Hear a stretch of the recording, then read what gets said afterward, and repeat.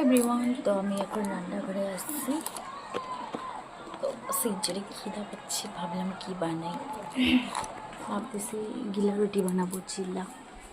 তো আটা আছে এখানে, যেখানে আটা, তো এটা দিয়ে এখন গিলা রুটি বানাবো।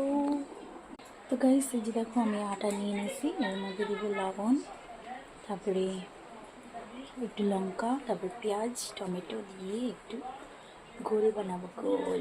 তো বন্ধুরা, এর মধ্যে দিলাম পেঁয়াজ, একটু টমেটো, লঙ্কা, টমেটো, তারপরে একটু আদা দিব, আদা ঘিসে দিব একটু।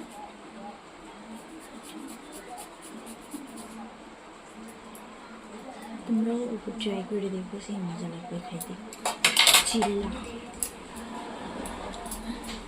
যে লবণ, একটু লবণ দিলাম,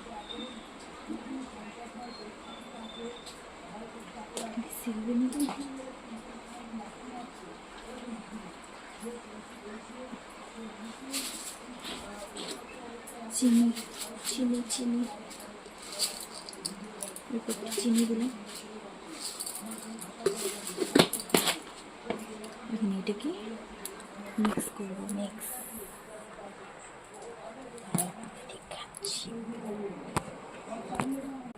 তো এখন এটাকে ভালো করে মিক্স করবো হাত দিয়ে মিক্স করলে ভালো হবে গাইস, রুটির মতো।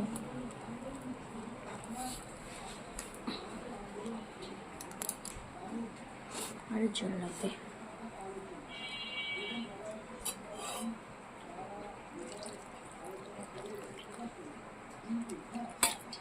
পাতলা ইয়ে করতে লাগবে।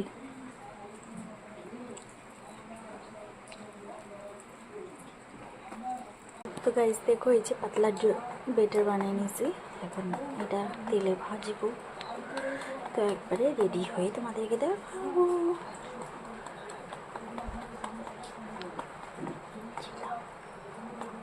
দেখো বন্ধুরা, এই যে একটা রেডি হয়ে গেল চিল্লা। তো আরেকটা বানাবো।